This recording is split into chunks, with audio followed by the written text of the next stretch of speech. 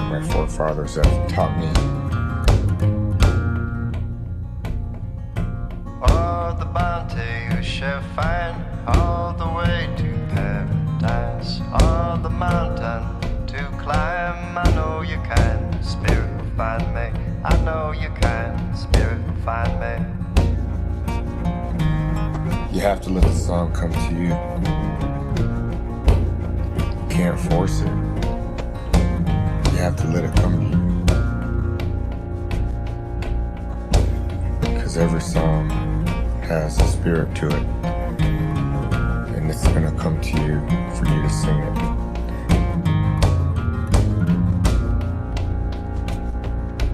Oh, the bounty you shall find all the way to paradise. Oh, the mountain to climb, I know you can. Spirit will find me, I know you can. Spirit will find me. I know you can. Spirit will find me. I know you can. Spirit will find me. See, when I drum and when I sing for you, I give my 100%.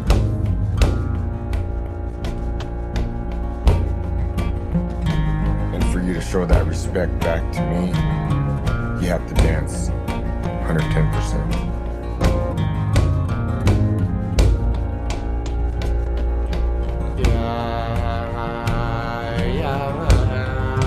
I know you can. For the respect of the song and the composer, Spirit will find me. we sing it the way it was intended to be sung. I know you can. Spirit will find me.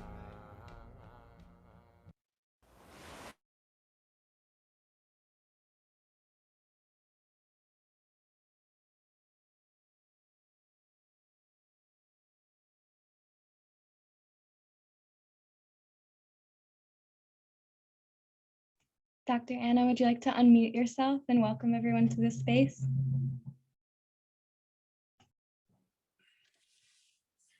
Oops. Okay. Gee, that's light. It's just. I'll see if they can hear you. Could you hear me? Yes, we can hear you. Okay.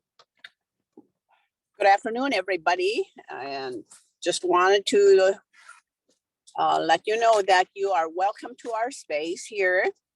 And hopefully we will gather information and learn together. So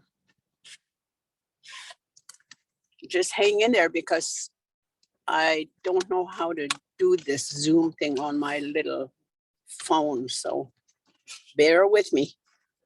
And if I drop it, just be patient. Okay, back to you, Carrie. Last seat, Dr. Anna Frank, we appreciate you opening our space as always in a good way and grounding us in our classrooms and in our spaces and keeping us real on our Zoom this Friday afternoon. So Anabasi for always giving your time to us. And before I introduce myself, I'd like to hand it off to our speakers, Dr. Barb Amarok and Bruce Ervin. Basi. Ivlu lauta uvanga CRCD sikmasog miungurunga kuvesik dunga monga kama. My name is CRCD or Barb Amarok. I'm from Nome and I work with a team at Northwest Campus. We acknowledge the Indigenous peoples upon whose customary lands our campuses reside. In the Bering Strait region, the Northwest Campus is located on the customary lands of the Inupiaq, Siberian Yupik, and Yupik peoples. The High Latitude Range Management Program originates and is offered out of Northwest Campus. We've shared photographs of Bruce and Ann Davis, who both recently passed, and who, along with Greg Finstad, who recently retired, have made up the backbone of this program focusing on the reindeer industry. We recognize the many years that Greg dedicated to forming the HLRM program, teaching students, and advancing the reindeer industry in Alaska. Bruce Davis helped his father Larry raise a herd of about 10,000 reindeer in the 1980s. Then caribou moved into the region and the number of the Davis herd was reduced drastically, but Bruce and his wife Ann worked tirelessly at the Midnight Sun Reindeer Ranch to keep reindeer herding alive on the Seward Peninsula. They both graduated from the HLRM program. We now have Dr. Jackie Rabak and Mariah Morgan expanding and strengthening the program. Jackie developed and provided 2 new classes during this past summer where students participated in a week-long intensive at AKAU camp and learned some of the techniques employed by wildlife biologists to study plants, fish, and animals and use scientific method with hands-on field work. Participants earned 3 HLRM credits while immersed full-time at the camp, learning about reindeer husbandry, plant biology, animal health and disease, and the sustainable harvest of subsistence foods. Mariah and I extend a great thank you to Lisa Holmberry of Finland and Jackie for the immense hospitality they extended when we traveled to Finland in September, where the reindeer industry has been ongoing for over 1,000 years. We visited the Sami Education Institute, where 3 reindeer herding industry degrees are offered, and Mariah is already connecting through our newly reinforced partnerships to plan activities for the 2022 summer. Just as Jackie predicted, Mariah and I learned a great deal, and we have secured partnerships that will allow the Northwest Campus program to expand to more effectively serve and benefit students. That's the HLRM introduction. Anabasi, very much appreciate our co-PI, Dr. Barb Amarok. And Bruce? Can you hear me okay? Alrighty. Bruce Ervin Shosi, Nabening Dene. My name is Bruce Ervin, and I'm from Northway. I'm currently zooming in from Upper Tanana Dene lands here in Togue. I work for the Tanana Chiefs Conference in the Tribal Resources Stewardship Program, and I'm also an alumni with the UAF Tribal Stewardship and Governance Program when I graduated with my associates in tribal management when it was still called that back then, 2018. And also, I'm also an alumni with the UAF Department of Alaska Native Studies and Rural Development. And I graduated in 2020 with my BA. And I just want to say, Tani, thank you everyone for allowing me to attend today. And I'm excited to be here and real happy to learn more and hear more from Dr. Anna Frank and Barb and Carrie. So thanks. Basi, Bruce. Bruce is one of our superstars who brings all of his heart and soul to this work, as well as the best Zoom background anyone could ask for. We love his whitefish background. Carrie Stevens Uza. My name is Carrie Stevens, and I'm Associate Professor of Tribal Governance here at the Trothyeta campus of UAF. And I'm very grateful to be here on the lands of the Chinahutani, who have stored this place for over 10,000 years, living in close relationship, reciprocity with the lands and resources around them. And it is from this framework that we frame our work in the Drumbeats Consortium, which is a College of Rural and Community Development program. And it supports high latitude range management, as CRCD, Dr. Barb Amarok was sharing, tribal governance and stewardship, as our student Bruce Ervin was sharing, and also our ethnobotany programs, sustainable energy programs, food security and sovereignty programs, located at all of our campuses across the traditional lands of Alaska Native peoples, from Nome to Kotzebue, to Dillingham, to here at the Interior Alaska campus on the lands of the Upper Tanana Dene people, which is Dr. Anna Frank's country. We wanted to share with you some of the work that we do in our classrooms to ensure that Indigenous voices and Indigenous frameworks are at the forefront of our classrooms. And we always have elders with us, like Dr. Anna Frank, and we're so glad she's here today to ground us, to open us, and always help us reflect in our classrooms. And we just recently came out with the tip sheet from our programs on the foundations of this work, and we'll share that in the chat with you as well. And it can be found on our website, as well as an overview of our programs. I want to thank the Indigenous scholars at UAF and Dr. Barbara Amarok. We have many Indigenous scholars.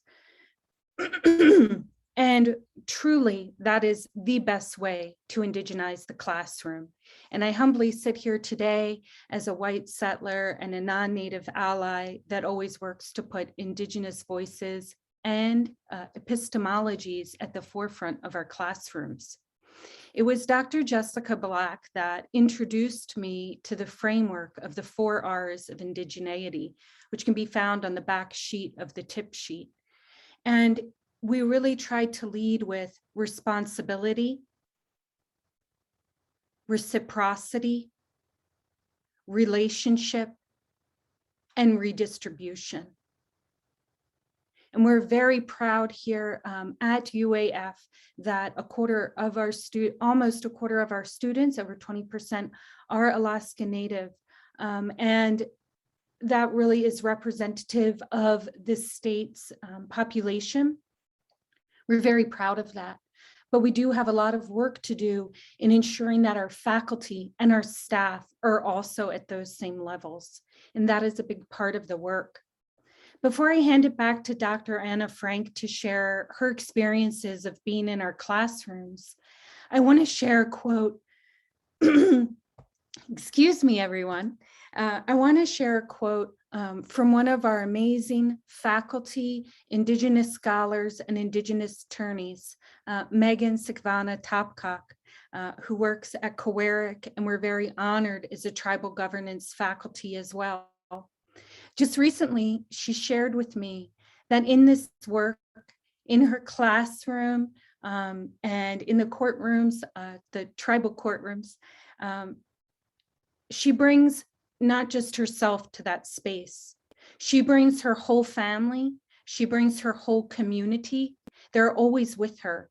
And this is an approach that I take with our Indigenous students, that they're bringing their entire communities and families along with them in the classroom. And that's something I'm always working to acknowledge among many of our other tips. But with that introduction, I'd like to hand it back to Dr. Anna Frank. And I would love to just hear from you, your reflections of being in our classrooms and how that is for you, Dr. Anna. Thank you, Carrie. Already I messed up, Roxanne. No, you're good. Oh, okay. First of all, again, I want to thank you for inviting me to this. I think sometimes we're not used to doing this, and hopefully I will get comfortable at this. But the times that I have sit in with people is just to get to know who I'm talking with, and sometimes to hear maybe of their background or for us elders, we always want to know who's your parents or who's your grandparents, that type of thing. And for that introduction, I think just kind of make the place more relaxed. And just knowing who your grandparents are, it seemed like we already know you. So that's one of the things that I like to bring into the classroom. And when I also bring a lot of my own personal life into the classroom of how I was taught as a young girl who lived out in the woods in camps. And that's my life. That's where I learned everything out there, and just your feelings. You don't know that at that time, but as you get older, then memories start coming back. And then you begin to share something like that. And a lot of our young people really don't know what us elders are talking about until you will later on experience that. So just getting to know your speaker, and probably treat us like one of the family. I know when I go into a group, they always call me grandma, and I'm grandma to everybody. And basically that's the way it was in families, in the villages, that everybody was grandma and grandpa or auntie and uncle. We never called by name, especially our elders. So with that, I think it's good enough here. So go ahead and Carrie, back to you. Dr. Anna, very much appreciate you as always, and our elders that give their time to education, to the students and to the classrooms, because time is the greatest gift that we have. And it really is a gift for our elders to share with us. I just want to make a quick note on elders in the classroom before I hand it back off to our panelists, that it's very important in the way in which we use elders in our education systems and our classrooms, the thoughtfulness and the space that is given to them. Oftentimes elders will tell me, "What do you want me to talk about? I don't even know about the topic of your class." And I always say to them, whatever you have to share is what the students need to hear. And undoubtedly, it makes our classrooms, again, by grounding us as individuals and families and students and faculty as we build our careers in this space. And so really making sure we give them the space and making sure we don't box them in or expect certain words from them. It's what is coming from their experience that we need to hear. So it is important how we approach and partner with and have elders sharing in our spaces. So Basi, Anna, I'd like to hand it off to CRCD, Dr. Barb Amarok. Thank you, Carrie. Maggie has shared the tip sheet in the chat bar. If you would like to open it up and look at it, that is what I will be talking about now. There's a sentence at the top of the first page of the tip sheet that says, "What First Nations people are seeking is an education that respects us for who we are and one that is relevant." It's very important to have an understanding of the historical perspective and how that has shaped what is happening today. We live in the state of Alaska, where Indigenous peoples have lived and thrived for well over 10,000 years, and have also been experiencing acculturation and its effects, both negative and positive, for approximately 270 years. As Harold Napoleon has written, We live as interconnected participants in the world and according to customs and beliefs that define behavior and enable survival and success. Our way of being defines all aspects of life, behavior, relationships, spirituality, and protocol. With scholarly knowledge, we developed and maintained successful educational, social, and justice systems. Today, current systems are framed by principles that are sometimes contradictory to those of our systems. As a state, we have a complex and complicated history. When it is presented authentically and includes forthright chronicles and discussions, Indigenous lifeways, languages, and contribution, everyone can benefit. The university has responsibility to lead equity in our state. And when we, as the tip sheet shares, respect Indigenous peoples and ensure relevancy and reciprocity, we achieve our goal of embracing and growing a culture of respect, diversity, inclusion, and caring. The tip sheet provides an outline of practices and premises to move toward this goal. True multicultural education is foundational and is represented throughout a system. It critiques curriculum, it's represented in teaching and learning methods, it supports social justice, and it's seen in the way that people interact with each other. Dr. Frank spoke about this, about the importance of getting to know each other. Usually when people in Alaskan rural communities introduce themselves, we share who our parents are, who our grandparents are, who our family is, what communities we are from. This is given, this information is given, and it informs the audience and it allows for connections to be made. We have many other practices that connect us to each other, like naming. Our mother died in 1986, and shortly after she passed, at that time, there were approximately 8 babies that were born who were named after her, who were named Inupiaq.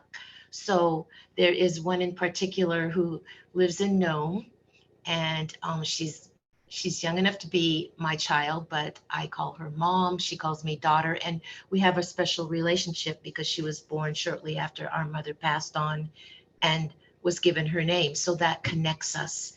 And my name, QasuGlana, I was named after a woman who was from King Island, but married into the Diomede community. And she was Orville Akinga's grandmother. And Orville is quite a bit older than me, but he calls me grandmother. So it is my responsibility through that connection to do things for him. So this tip sheet has premises, practices that support the 4 R's framework and support success in Alaska. Thank you.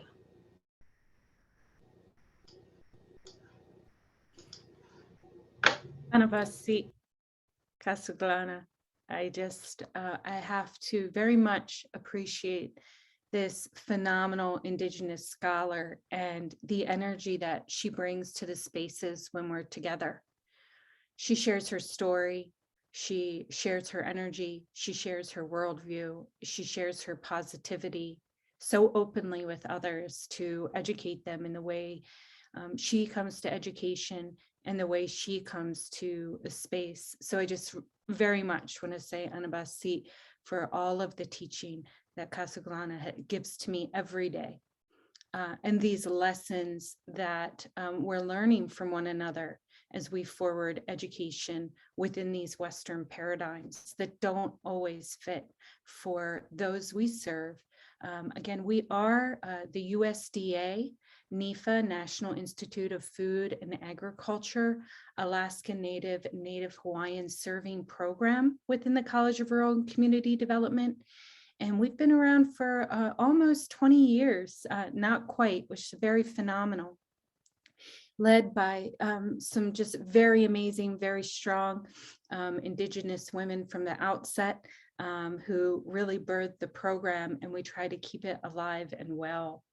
I want to share just the note on the back of the tip sheet regarding the 4 R's, and really encourage everyone to read the full paper, which is LaDonna Harris is the Indigenous scholar who wrote the paper there with a co-author.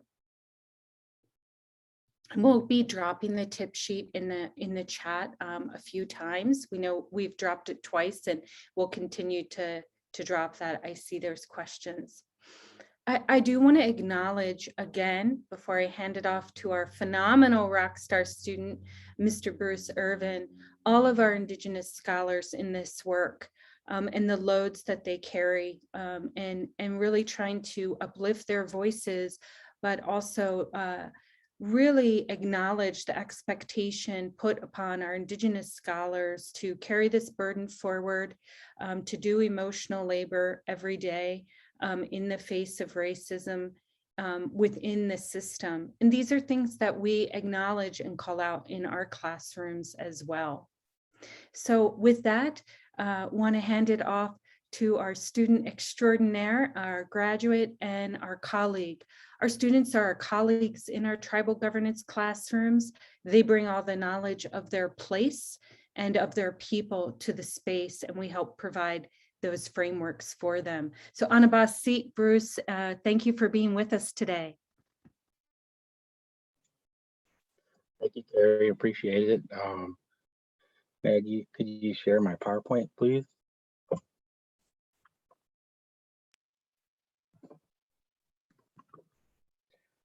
Okay, hopefully everybody is able to see the PowerPoint. So I'm just going to go over really quick my job, and what I do at TCC. And just recently, it used to be the Hunting Fishing Task Force, and that program is still there, but we just recently formed the task force with the Yukon River Intertribal Fish Commission and came up with Tribal Resources Stewardship Program. And Ben Stevens is the lead, and my colleague Brooke, she handles the Yukon River Intertribal Fish Commission area. And Deborah Lynn helps us with the migratory birds and also climate change. And I do a lot of work in the task force. So next slide, Maggie.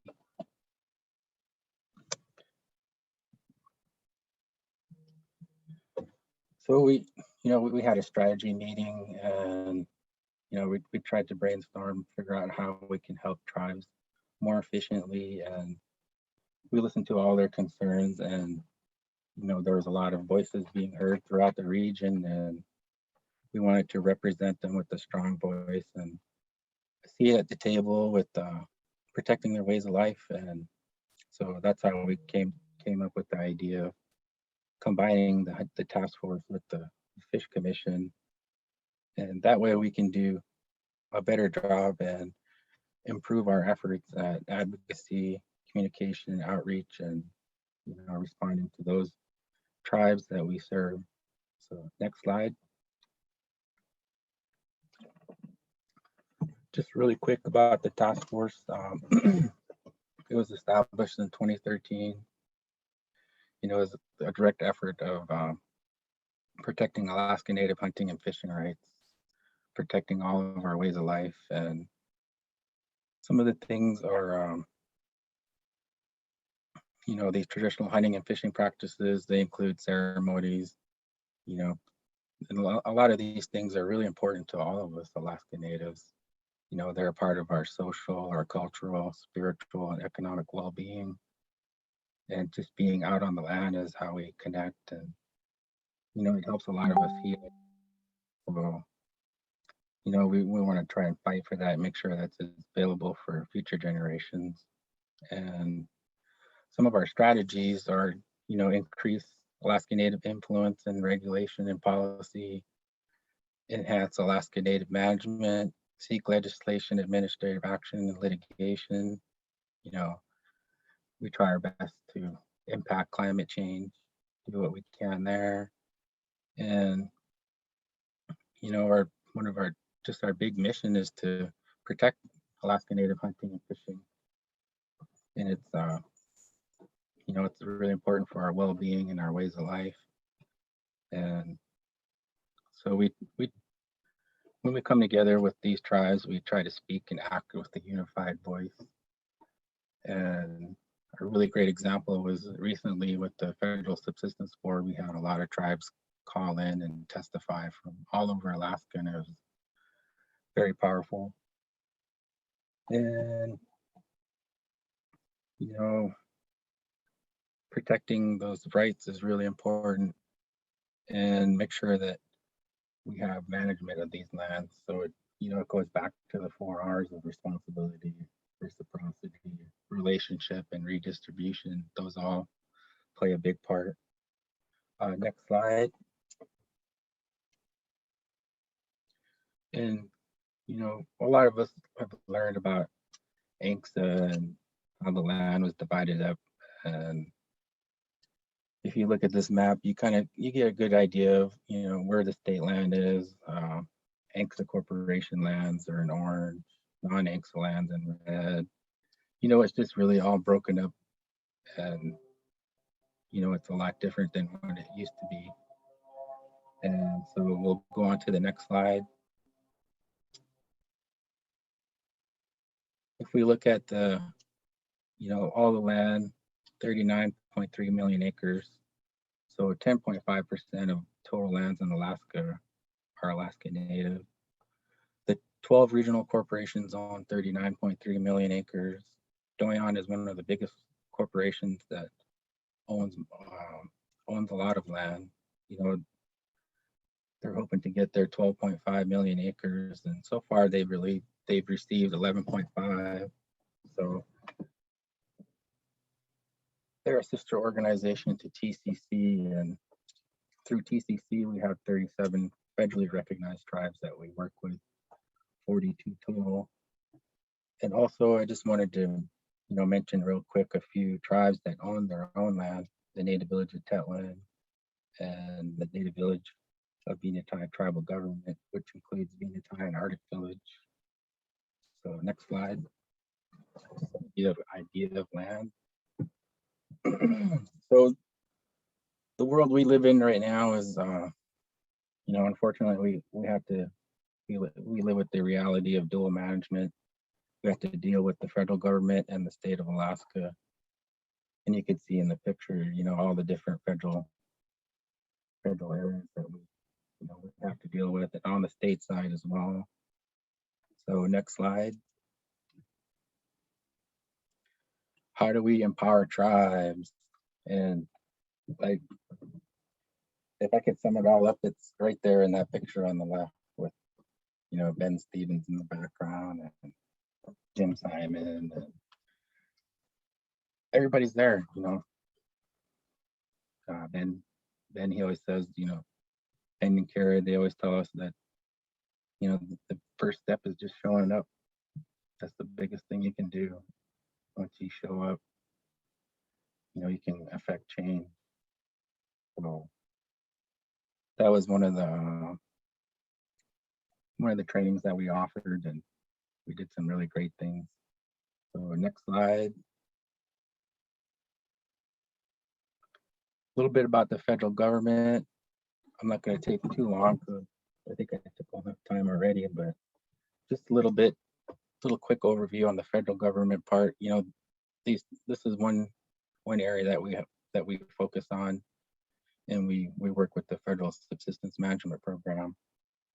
They provide basically, you know, all the management on your rural subsistence areas on the federal public lands, and they cover wildlife and fisheries.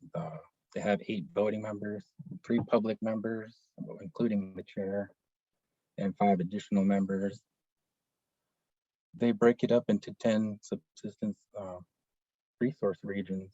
And if you ever hear somebody say RAC, it's the Subsistence Regional Advisory Council, and that we offer training on that as well.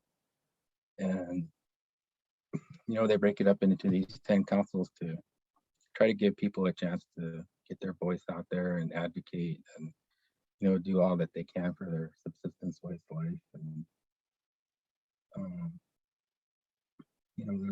there's a lot more that goes into it. So next slide, Maggie.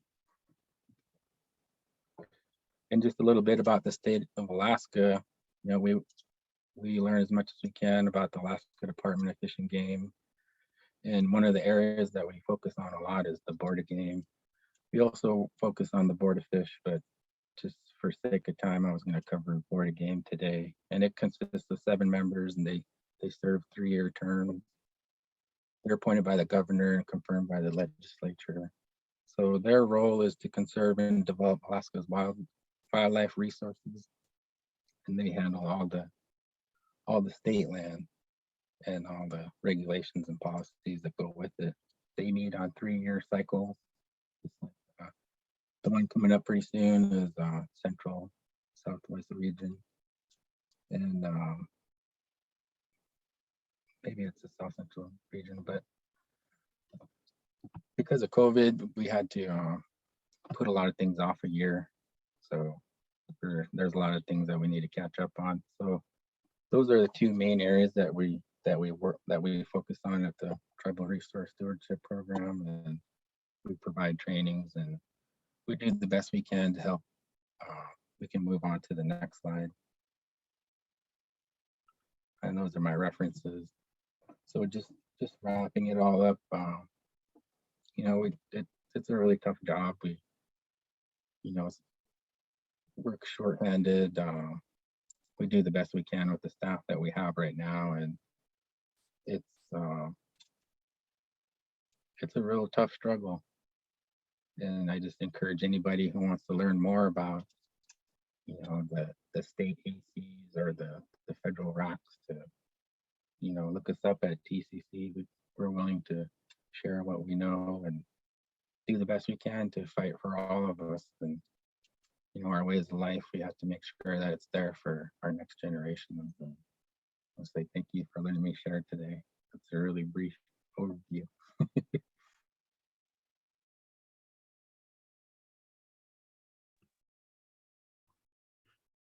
Anabasi, Bruce, very much always appreciate you in the space and the voice and the words that you bring. And we here in Tribal Governance and Stewardship Program partner with the Tanana Chiefs Tribal Resources Stewardship Program, holding multiple classes as designed and requested by tribal governments to meet their needs. And that's really a key, is that we are not designing our educational spaces, our educational curriculum without tribal input and by tribal request. And so Bruce came to us as a student in, you see now, of course, he's a colleague and at the Board of Game. And it was very evident immediately, not only his heart, but his amazing research ability and his writing ability and his speaking ability as he was forming those testimonies. And so many of our classes, our spaces, and our sessions are held directly with real world application. At all of the variety of federal and state meetings that Bruce was sharing with you, and as well as our high latitude range management program, as CRCD was sharing, that is real world application with the reindeer herding industry there on the ground. And so that is a key function of our programs, as well as ethnobotany and sustainable energy, is that we come to these programs, these educational programs, from the perspective of our colleagues, students, and participants who are living in community, who are living in the village and who are operating these programs for their people. They are leaders, they are knowledge bearers, and haven't sought formal education, Western education, or formal education hasn't been accessible or available to them. And so we really are working to create a bridge of meeting community and tribal needs and student needs on the ground, coming directly from their experience and their worldview and meeting their needs. So I really want to thank Bruce and our partnership with Tanana Chiefs Conference in hosting classes on the Board of Game, the Board of Fish, the Federal Subsistence Board. We come at these from the perspective of tribal participation. And that's what students are always telling us is quite different. We don't come at them from this perspective of the state or federal government.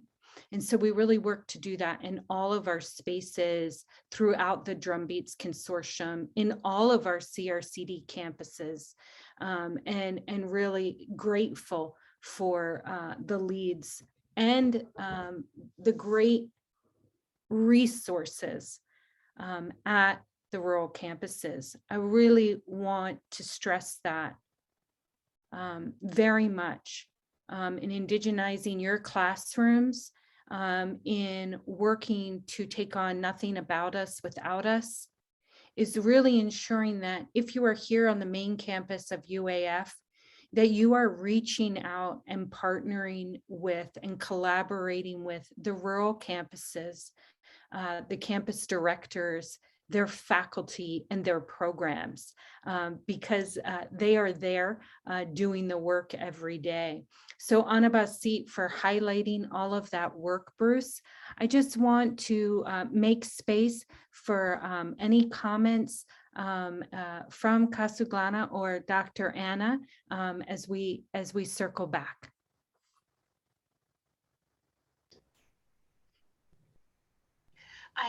This is CasuGlana. Thank you, Bruce. Thank you, Carrie. Yes, I want to also share that your work, Bruce, is critical. It's important. I'm very grateful that Carrie, as one of the PIs of the program, has made a point over the past year to encourage us and help us focus on moving outward and connecting more. So, for example, tribal governance students, if they were interested, would connect to the HLRM program. HLRM students in the Bering Strait region, I know that there's definitely interest in what Bruce was sharing, because that curriculum, that knowledge, those facts, those availabilities are not commonly available, but they are very critical for self-determination all across the state. So we are working hard to connect students and programs. Thank you. Thank you, Bruce. I would like to say also, we need to bring positiveness within the group, and always stay connected with our elders. Always have the young people and the elders together. Without one of the two, there's weakness. And so if we want strength, then have that in your groups. And this goes just not for the meetings like today, but what are you doing in your own communities? If you don't have funds to invite an elder, then do something, have a fry bread sale or something. So you could give them some spending money. And I know us elders would love to do it for nothing, but I think it's teaching our elders that our lives are different now and this world is different. So we must give to our elders what is due to them. So I encourage you young people who are listening to this, invite an elder to your talk or a young person. I have a 12-year-old grandson, and I try to include him in almost everything that I do, because I'm teaching him how to be a Native man. And right now he's learning how to be a Native boy. And so, and I'll work my way up. And someday he'll be like the young man on the screen here.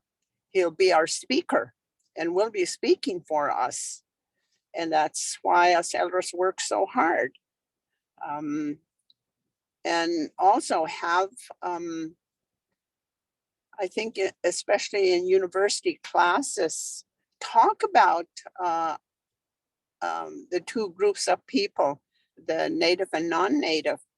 I remember reading the history of our Native women in Fairbanks, and all I could think of was the fact that our Native women, they put something in there that they ended up being alcoholics. So that stood in my mind forever.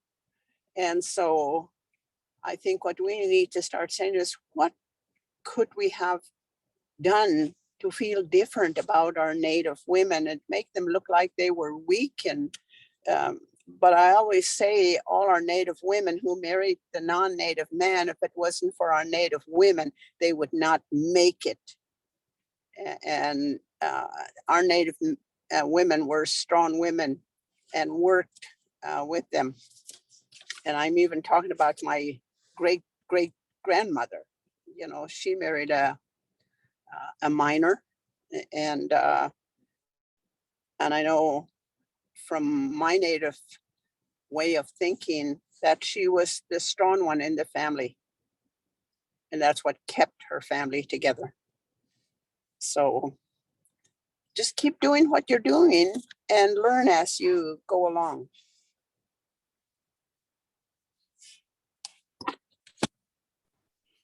Basi, Anna, always appreciating your words and your grounding. And a couple of reflections that brought to me. I want to acknowledge all of the people doing this work at Trothieta, at UAF, and across Alaska, in the UAA system, and across the nation of really centering Indigenous voices and Indigenous epistemologies in their classrooms. And we by no means are experts in this work, and by no means have all of the answers. And we have an amazing program within our campus, the Interior Alaska campus, separate from the Drumbeats program, our Rural Human Services. And just yesterday, I believe it was yesterday, in the Cornerstone, Professor Diane McCachran posted a teaching tip on working with students in a trauma-informed approach, in a trauma-informed setting.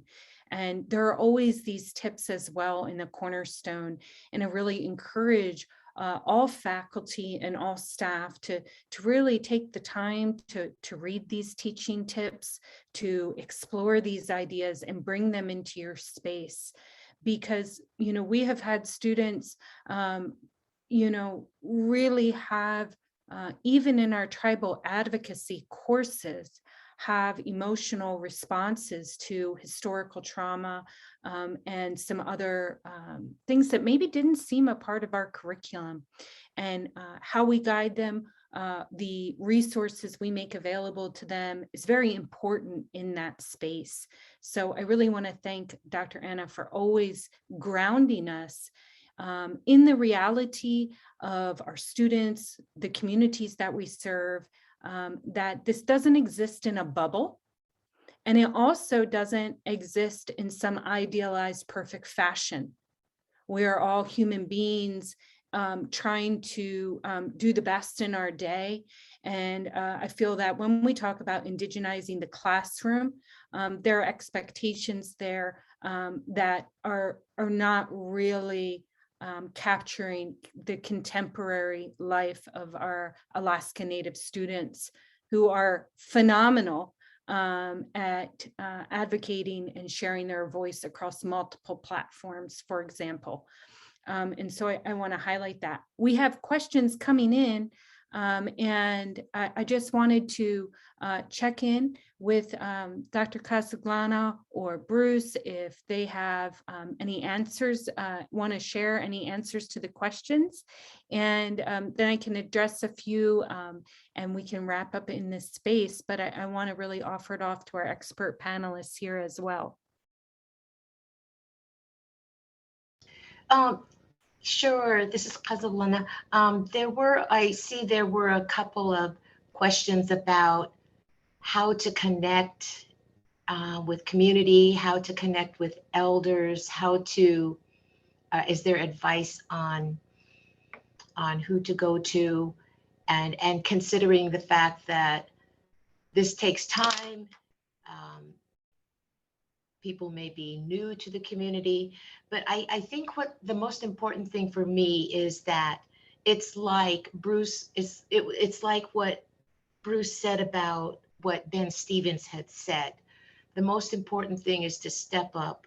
The most important thing is to be open to indigenizing or incorporating what's in the community, in the state, in the Indigenous community, being willing and open to incorporate that, the knowledge, the skills, the work, the contributions into what you yourself are teaching or doing.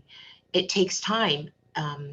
You have to be willing to be a lifelong learner. I think all of us, I'm sure all of us here are eagerly willing to be lifelong learners.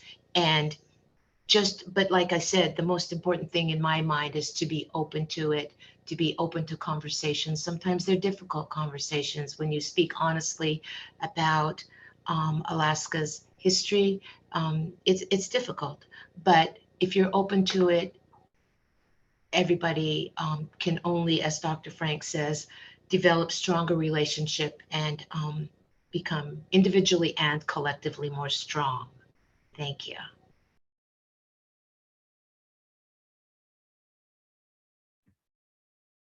Yeah, Bruce. Questions that were in the chat as well. I know Carrie kind of answered it that we do address the NOCA, and that's one of the things that we cover, but there's so many more things that we cover as well, like how to speak the language of regulation, how to address the board members. There's so many things that play into just getting up to that podium, and you have 3 minutes at the board game to share your heart and share what your native perspective. Sometimes they rely heavily on Western scientific knowledge, but it's always good to share our traditional knowledge with them, and back it up. Look for ways to back it up through ANILCA, look for ways to back it up through ANCSA, and make sure that they're like at the Federal Subsistence Board, make sure that they're following their federal obligations to tribes. And so we do cover that. And let's see the other questions. I think one thing, if you want to learn more, how to get more in touch with tribes, figure out when they're going to have one of their, usually each village has their own village council meeting. And, if you really want to learn more about them, call up that village council, talk to them, have a conversation, reach out. If you can, go there, but right now with COVID, it's not really an option right now. A lot of villages don't allow people there, but maybe you could join through Zoom. And I know like Northway, they do their village council meetings once a month through Zoom. So just kind of look around, you know, hear what they want, hear what they have to say. And, you know, I'm pretty sure if you have a good conversation with them, that they'll share with you what they see that their community needs. And that's a really important part, because we can't come in from the outside and tell them what they need. They have to tell us what they need. And we have to honor that.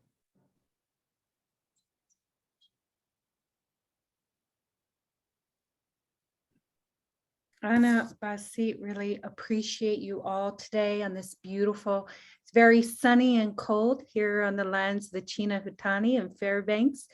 And just trying to stay warm with all of your good words and big hearts on this Friday afternoon. Very much I was working to really answer as many questions as I could in the chat. And I just want to share that I think I addressed most of the questions in the chat. Please feel free to reach out to me, and I can help make those connections and connect you with those people I know that are doing this amazing work in their areas and build those connections. But I want to say in response to Jessica Glass's comments, just really want to appreciate that question from faculty in building these relationships. I do want to say that, you know, tribal governments, tribal nonprofits, our communities and elders, yes, they're burdened, they're underfunded, and they're overtapped.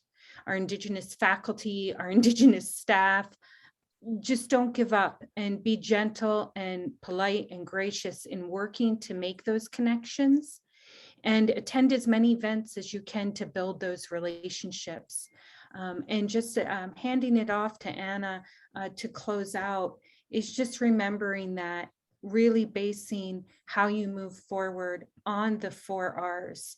And I think that will really help you move forward in the work. Relationship is a huge part of those 4 R's. Reciprocity, responsibility, and redistribution. So I want to say, Anna Basit, for our time today.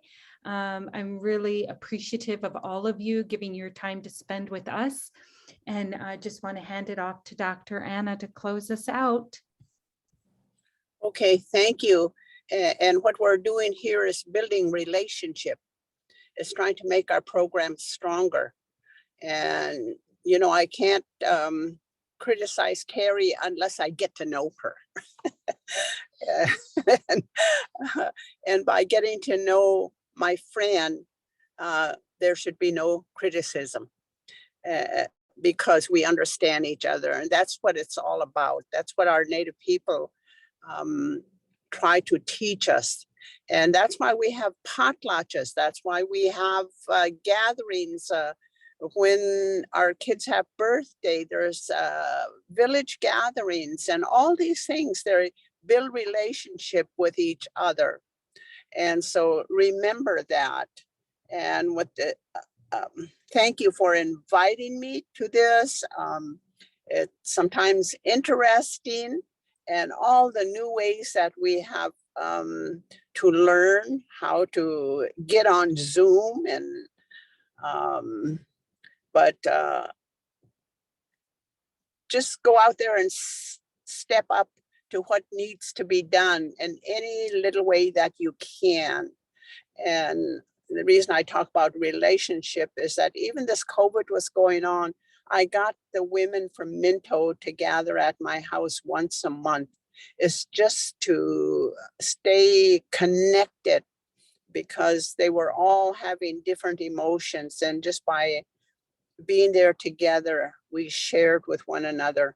So I just ask our Creator to give us the strength to continue on and to help us to understand where people are coming from and what the issues are and what they have to deal with in their daily lives. So let's continue this to gather together and teach one another, and maybe be strong for that person who just feels weak today. So thank you very much, Basit.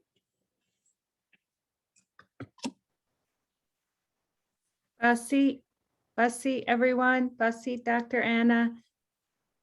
Bussy, CRCD, Bussy, Bruce. Just appreciate all of your time. And thank you, everyone in the chat. Everyone who's here. Thank you, everybody.